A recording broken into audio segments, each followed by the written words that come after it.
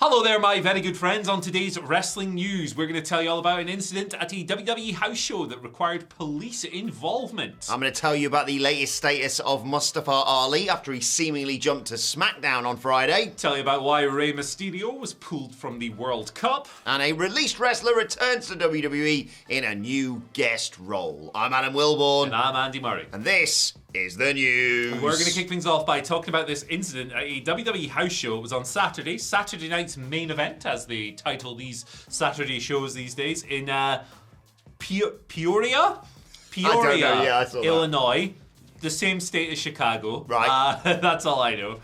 Yeah, there was an incident with Scarlett, a fan threw a drink at her. This is a bit... You don't go to show and throw a drink at someone. What's wrong with you? Yeah. But a bunch of this comes from Twitter, so there's some conflicting stuff in here, but we'll go through it. And there's a video of the fans being taken out and stuff as well. But Real Talk Wrestling, who was at the show, tweeted, some asshole threw water on Scarlett in the front row crowd, and the cops took him away. It unraveled from there. This was during a match between Karrion Kross and Drew McIntyre, by the way. Scarlett, of course, accompanying Karrion Kross. Here's where things start to vary just a little bit. Somebody replied saying, was the match stopped? Real Talk Wrestling said no, Scarlett was just really pissed. The security guards told the guy that he needed to go and he wouldn't. They went to get the cops and cuffed him while the match continued, but this has been disputed. Preston Sloat, who was also in attendance on Twitter, replied saying that they were right behind them. It was a lady that threw the drink. They took her away first, and they came back and got her family. The police did. Nobody was cuffed. They were just asked to leave. And there is actually a video doing the rounds of these people being kind of led out of the building through the crowd and all of that. Scarlett has since commented on this, so it's legit. It's not just a bunch of stuff that's been made up. Yeah, she said, as a classy woman from Chicago, I'm not surprised that something like this would happen in Peoria. I've absolutely butchered that. But P.S. to the granny who threw the drink, your booze was as cheap as your hairdo. Ooh. It's a pretty good comeback, to be fair. Good stuff. So yeah, there you go. That's what happened. Doesn't sound like anyone was cuffed or anything like that, but don't go to a show and throw drinks. Yeah.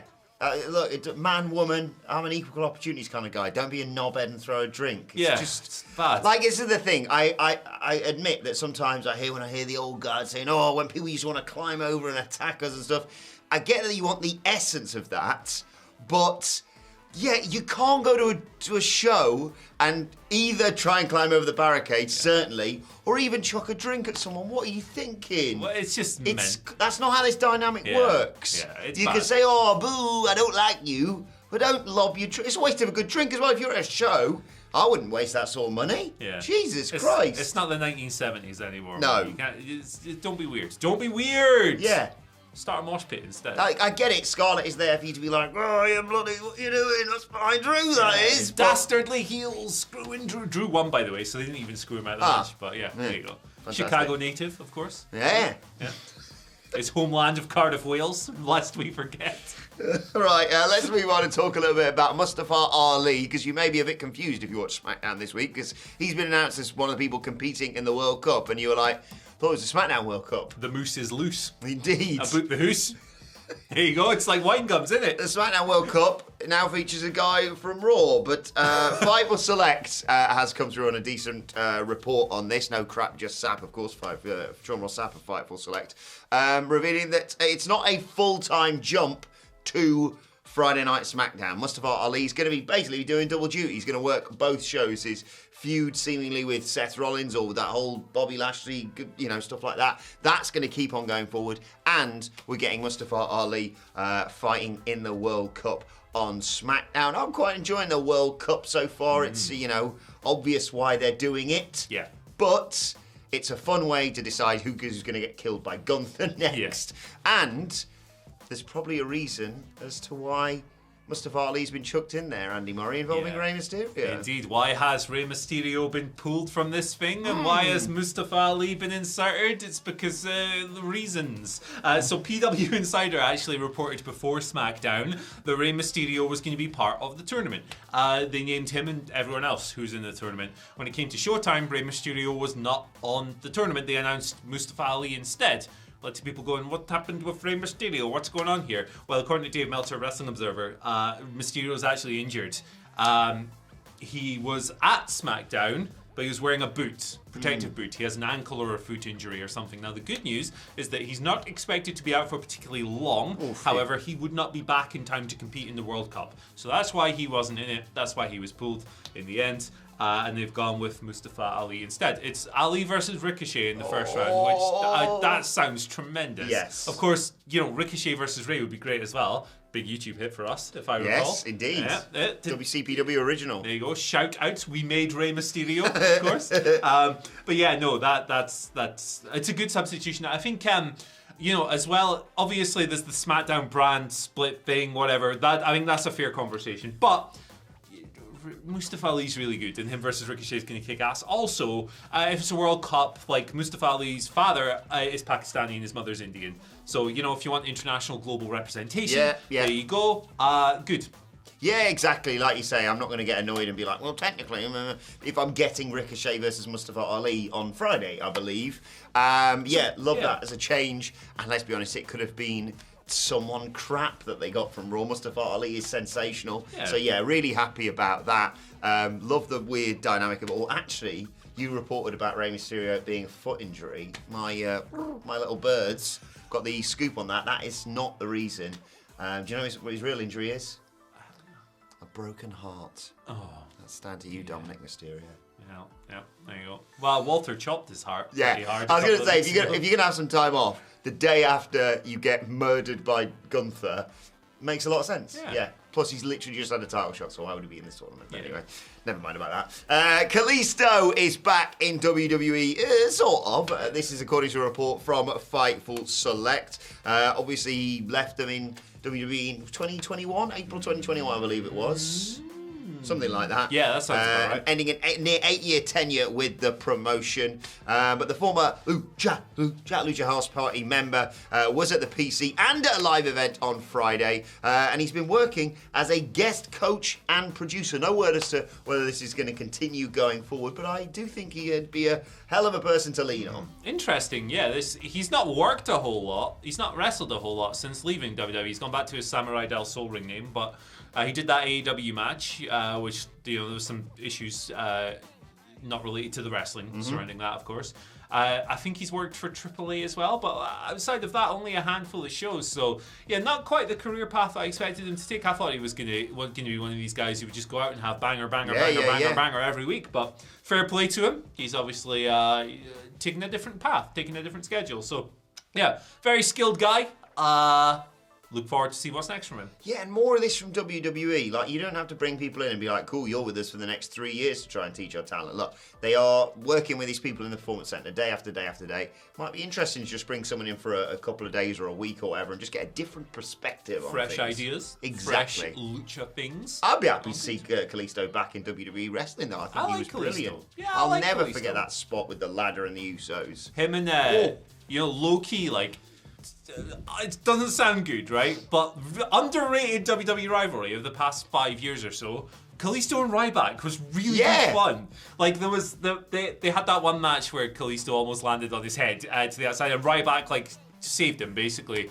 But they were just a lot of fun. They were a fun combo. Like the dumb meathead jock power guy and the flippy guy always works. Yeah, it was fun. Bring back Ryback. No. Let's not go too far. Yeah. I do have a little bit of an issue with the Kalisto. Do you ever have this? I bet you have this more with footballers. Kalisto, I went into a lifelong feud with him on 2K, and I was like, God damn it, Kalisto! So there's a little bit of me that's always like, but no, that's just completely ridiculous and my bias. Any footballers you have that with FIFA or Football Manager issues? Real life, Alfredo Morelos. But he's box office, so I can't even hate it. Can't even hate it. Right, let's move on to your Twitter questions at WhatCulture WWE. Of course, you want to get in touch with us. First question today comes from Jake, who says, with Konosuke Takeshita returning for another stint in AEW, get in. Do you think he could be the one to dethrone Cassidy for the All Atlantic title? I'd love it if this time Takeshi had more focus since he was such a sensation in his last AEW run. Yes. Yeah. That'd be good. Him and Cassidy would be a lot of fun.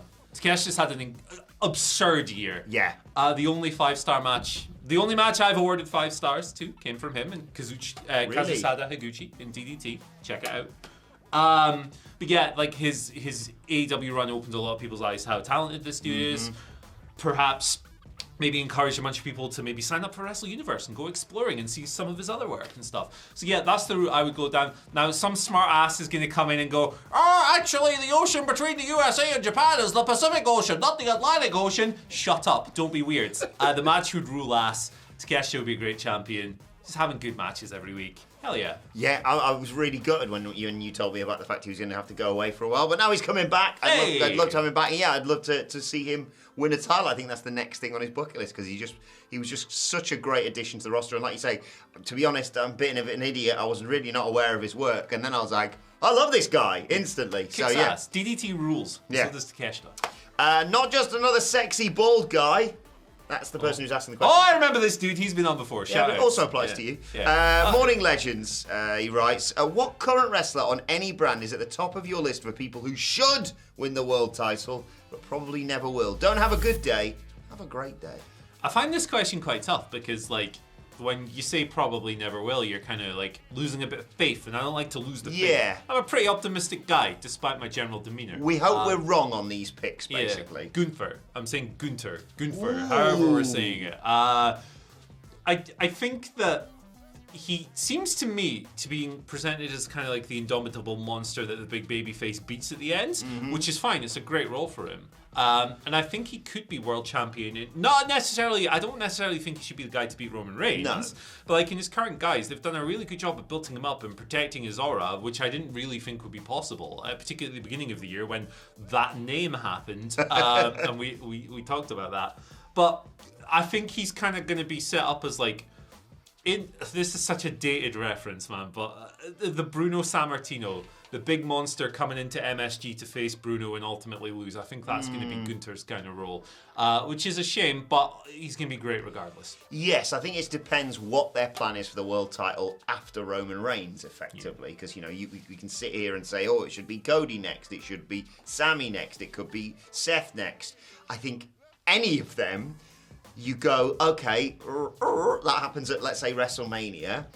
It makes sense that you can have this run. I said at the moment that Gunther became Intercontinental Champion, he's probably going to drop the title at WrestleMania, and then, who's a big monster, like you say, that can be good for the first defense of this new world champion? It's going to be Gunther. Whether or not you think down the line he may win a world title, I agree with you, but I also hope we're both wrong. I agree. Because I think they could easily just copy-paste what they've done with Gunther and the IC title with the world title, but they're going to have to give it a bit of a gap, and interim in between title stuff, I'm always concerned what they're going to do with wrestlers. If I was to fan wank some booking for a second, I've never heard that term I'm before. not saying I would do this because but Sheamus beating Gunther either for the Intercontinental title at Mania would be so perfect, or if Gunther somehow ended up as world champion, Sheamus kind of getting the win over him, get one last run. Yeah.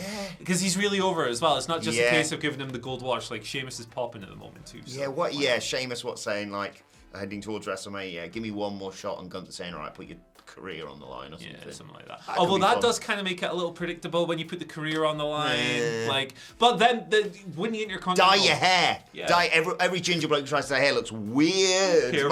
My cousin dyed his hair black on his wedding day. It did not look good. Oh, why would you do that? Yeah. Why would you Our take skin such a tone risk? does not work with it. I mean, it doesn't work with this in particular, but Why would you take such a risk on your wedding day? It's like, when roll the dice, baby. In The Office, when Kevin puts the wig on his head for the... Well, Kevin rules. Kevin kicks ass, puts his feet in the ice machine, all that stuff. Where's the shoe boxes? Got one number tonight. Oh boy. I love that guy. Anyway. Oh, my pick. I've just realised I haven't picked one. Rick Boogs. I love Rick Boogs, man. But I'm concerned he's not going to win a world title, despite how amazing he looks and what crack he is on social media. But fingers crossed, me and him are both wrong, and Gunther wins the world title and Boogs takes it off him. Fair enough. Final question today comes from Rich Effin Wisniewski. Sorry, Rich, if I've butchered your surname there. Can Sami Zayn not be the one to dethrone Roman because of Saudi Arabia? It's an interesting factor to consider. I don't think Sami should dethrone Roman. I don't think he should win. I think he should be a valiant loser.